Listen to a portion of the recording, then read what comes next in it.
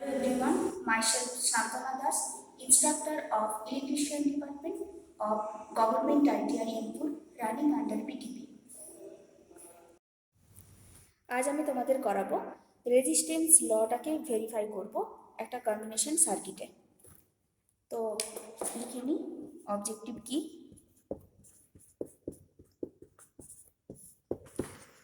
To verify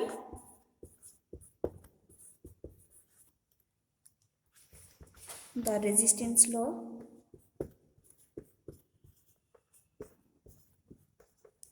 in combination circuit.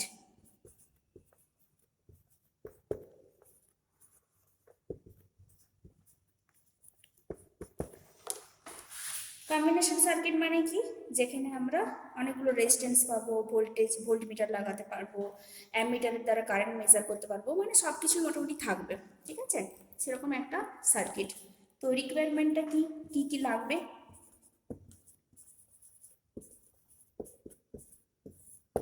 Tools tools লাগবে, ammeter,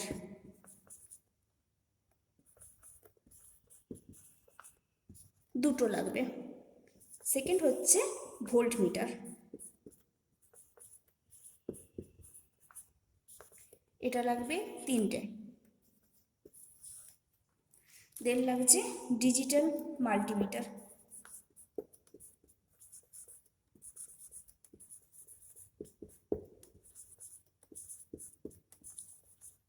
এটা একটা। আর ফোর্থ ওয়ান হচ্ছে ব্যাটারি। ব্যাটারি লাগবে একটা, এটা 12 ভোল্টের মতো লাগবে। আর লাগছে রেজিস্টার লাগবে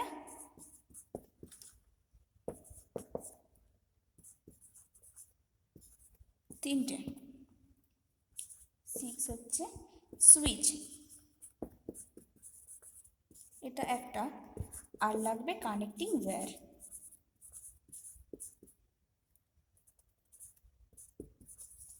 এটা অ্যাজ রিকোয়ার্ড, যেমন প্রয়োজন হবে সেরকম লাগবে। সার্কিটটা আগে আমাদেরকে এঁকে নিতে হবে। মেন সার্কিট ডায়াগ্রামটাকে ফলো করি আমরা সার্কিটটাকে অ্যারেঞ্জ করব। তাহলে সার্কিট ডায়াগ্রামটা আমরা এঁকে নিই।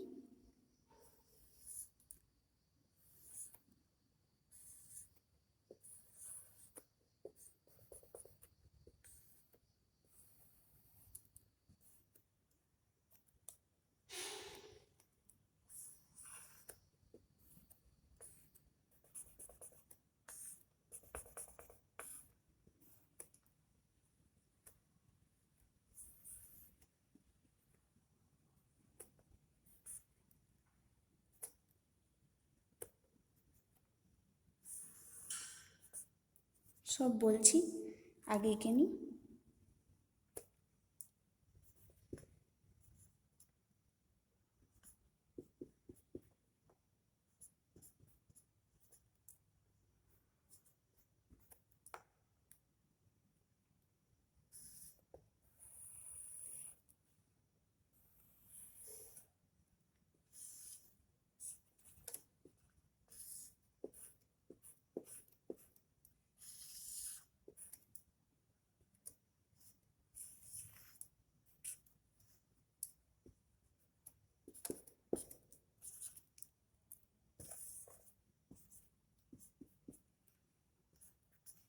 দেখো, এটা হচ্ছে আমাদের সার্কিট। এখানে দেখো, এখান থেকে R1 গেছে, R1-এর এখানে একটা সিরিজে একটা অ্যামিটার সেট করা হয়েছে, এদিকেও একটা সিরিজ অ্যামিটার সেট করা হয়েছে, এদিকে দুটো রেজিস্ট্যান্স আছে, এটা হচ্ছে R2 আর R3। এইগুলোর রেসপেক্টেও কিন্তু অ্যাক্রসে V1 লাগানো আছে, R2 এর রেসপেক্টে অ্যাক্রসে, আর R3 এর অ্যাক্রসে কি আছে V2। আর এখানে একটা জিনিস দেখো, এখানে যে ভোল্টেজ ব্যাটারিটা সেট করা আছে সেখানেও কিন্তু একটা ভোল্টমিটার লাগানো আছে, ঠিক আছে, এখান থেকে আমরা ভোল্টেজটা পেয়ে যাবো। আর এটা হচ্ছে সুইচ। এবার আমাদেরকে অবজারভেশন টেবিলটা একটু দেখে নিতে হবে। অবজারভেশন টেবিলটা করার আগে তোমরা আগে ফ্লোটা একটু দেখে নাও। এখান থেকে যখন আইটা যাচ্ছে, এখানে আই দুটো ডিভাইড হয়ে যাচ্ছে, I1 I2 হয়ে যাচ্ছে। এই দিকে I1 ফ্লো করছে, এই দিকে I2 ফ্লো করছে। তো এই রেজিস্ট্যান্সের মধ্যে দিয়ে যতটা ভোল্টেজ ফ্লো করছে সেটা আমরা এখানে ভোল্টমিটার থেকে পেয়ে যাচ্ছি। R3 থেকেও R3-তে যেটা যাচ্ছে সেখান থেকেও আমরা ভোল্টেজটা পেয়ে যাচ্ছি, V2 এর ভ্যালুটা। এবার আমরা দেখবো, ছকটাকে করে নিই অবজারভেশন টেবিলটা, সেখান থেকে আমরা মেন ভ্যালুগুলো দেখতে পাবো। অবজারভেশন টেবিলটা আমরা এঁকে নিয়েছি, ঠিক আছে। এখানে একটু বোঝার ব্যাপার রয়েছে। দেখো এখানে I1 I2 V1 V2 এগুলো তো রয়েছে। এবার আসছি R1-এ। R1 সমান, এখানে দেখো এই সার্কিটের ক্ষেত্রে এখানে কি হয়েছে, I1টা আমরা পাচ্ছি, R1টাকে আমাদেরকে পেতে হবে। এখানে দেখো এই ভোল্টেজটার থেকে কিন্তু এটা যাচ্ছে ডিরেক্ট, এখানে কিন্তু আর আলাদা করে কোনো ভোল্টমিটার লাগানো হয়নি।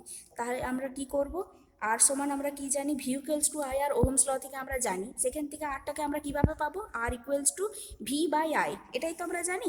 তাহলে R1-এর ক্ষেত্রে কি হবে, সেটা ভি হবে ভি বাই I1, ঠিক আছে। এবার R2-এর ক্ষেত্রে দেখো, এই যে R2 সার্কিটটা তোমরা দেখতে পাচ্ছ, সেখানে কি যাচ্ছে না, এখানে কোন কারেন্টটা আসছে, এখানে দেখো কারেন্টটা ডিভাইড হয়ে যাচ্ছে, এদিকে I1 আসছে, এদিকে I2 আসছে, ঠিক আছে। এই I2টাই কিন্তু R2-এর ক্ষেত্রে R2-এর এই রেজিস্ট্যান্সটার মধ্যে কিন্তু ঢুকছে, ঠিক আছে। সেখানে আমরা কি পাচ্ছি, এখানে দেখো ভোল্টমিটার V1 আছে, তাই এক্ষেত্রে আমাদের কি হবে, R2-এর ক্ষেত্রে V1 divided by R, sorry R নয়, I2, ঠিক আছে। আর R3-র ক্ষেত্রে সিমিলারলি কি হচ্ছে, এখানে দেখো R3-তেও কিন্তু ওই I2 কারেন্টটাই এসছে, শুধুমাত্র নামটা চেঞ্জ হয়ে যাচ্ছে। এখানে I2টাই আমরা বলতে পারি, আদারওয়াইজ I3ও আমরা বলতে পারি। বোঝার সুবিধার জন্য আমরা এখানে V2 বলছি, এখানে যেহেতু ভোল্টমিটারটাকে V2 দিয়ে ডিনোট করা হয়েছে, তাই এখানে V2 আর I3, ঠিক আছে। এবার আসছি রেজিস্ট্যান্স, এখান থেকে মেন রেজিস্ট্যান্স যেটা ইকুইভ্যালেন্ট রেজিস্ট্যান্স। এটা দেখো এখানে দুটো সার্কিট যেটা আছে, এই সার্কিটটাতে তোমরা দেখো, এই সার্কিটটা কি হয়েছে না, এই দুটো রেজিস্ট্যান্স কিন্তু পরস্পরের সাথে সিরিজে রয়েছে, কিন্তু এই দুটো কিন্তু এই R1-এর সাথে কিন্তু প্যারালালি রয়েছে, তাই তো। তাই যখন আমরা নিট যে রেজিস্ট্যান্সটা পাবো, ইকুইভ্যালেন্ট রেজিস্ট্যান্সটা পাবো, সেখানে কিন্তু আমাদেরকে একটু মাথা খাটাতে হবে। এই পুরো রেজিস্ট্যান্সটা কিন্তু আমরা যেহেতু সবগুলোই কিন্তু সিরিজে নেই, তা সিরিজ থাকলে প্লেন যোগ করে দিলেই হতো। যেহেতু R1টা R2 এবং R3 এর রেসপেক্টে প্যারালালি রয়েছে, তাই কিন্তু এই আর এর এই সূত্রটা কিন্তু আসবে। যেহেতু R1টা সিরিজে রয়েছে, প্লেন ইয়েতে রয়েছে, তাই সেটা R1, আর R2 R3টা যেহেতু প্যারালালি রয়েছে, তাই প্যারালাল কম্বিনেশন অনুযায়ী এই সূত্রটা ফলো করে আমরা এই আর ইকুইভ্যালেন্ট রেজিস্ট্যান্সটা পেয়ে যাব। এটার থেকে আমরা আর ইকুইভ্যালেন্টটা পেয়ে যাচ্ছি। এটা এবার দেখো, এই যে সুইচ যে সার্কিটের মধ্যে যে সুইচটা ছিল, সেখান থেকে আমাদেরকে সুইচ অন অফ করে কিন্তু অনেকগুলো ভ্যালু নিতে হবে। সেখান থেকে আমাদের তাহলে অনেকগুলোই ভ্যালু আসবে, আর ইকুইভ্যালেন্টের ভ্যালু অনেকগুলোই আসবে। এবার কি করতে হবে না, আমাদেরকে একটা যে দু তিনবার ধরে যে আমরা নোটিস করে সব অ্যামিটার থেকে কারেন্ট, ভোল্টেজ আর রেজিস্ট্যান্সগুলো যেভাবে মাপতে থাকবো, তো তারপর একটা এভারেজ ভ্যালু আমরা সেখান থেকে নেবো।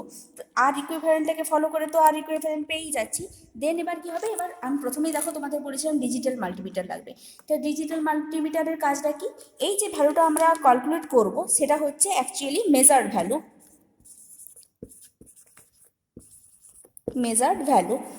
আর মাল্টিমিটার দিয়ে যেটা আমরা মাপবো, মাল্টিমিটার অ্যাপ্লাই করে যেটা আমরা ভ্যালুটা পাচ্ছি, সেটা হচ্ছে থিওরিটিক্যাল ভ্যালু। তো এখানে একটু যে এরর থাকবে, একটা তো এরর থাকবেই, একটা মেশিন দিয়ে মাপছি আর একটা থিওরিটিক্যাল বের করছি, সেটার থেকে তো একটা তো ডিফারেন্স থাকবেই। তাই আমাদেরকে এররটাকে বের করে নিতে হবে। এররটাকে আমরা এবার বের করে নেব। এররটা কি হবে না, থিওরিটিক্যাল ভ্যালু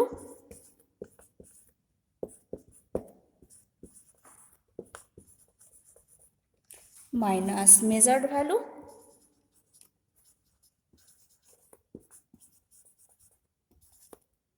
মেজার্ড ভ্যালু মানে যেটা আমরা ক্যালকুলেট করে বের করলাম, আর থিওরিটিক্যাল ভ্যালু মানে কি, যেটা ডিজিটাল মাল্টিমিটার দিয়ে আমরা মেপেছি, ডিভাইডেড বাই থিওরিটিক্যাল ভ্যালু। এভাবে আমরা এররটা পেয়ে যাব। বেসিক্যালি এরর পার্সেন্টেজ এররটাই বের করতে হয়, তাহলে আমরা কি করব, ইনটু 100, এটা আমরা বের করে নিতে পারছি। ঠিক আছে, এটাই হচ্ছে মেন আমাদের যে অবজারভেশন টেবিল আমরা তৈরি করলাম, একটা সার্কিট ডায়াগ্রাম ফলো করে সার্কিটটাকে অ্যারেঞ্জ করলাম, এই এররটা কিন্তু আমাদেরকে বার করতে হবে। আর কিছু কিছু প্রিকশন লাগবে, যেটা অল টাইম আমি তোমাদেরকে বলেই থাকি, যখন সার্কিট ডায়াগ্রাম আমরা অ্যারেঞ্জ করবো তখন কেন কিন্তু কানেকশন যেন টাইট হয়, কোনো লুজ কানেকশন যেন না হয়, এবং সুইচটাকে যখন অন অফ করবো সেটার দিকে আমাদেরকে একটু খেয়াল রাখতে হবে।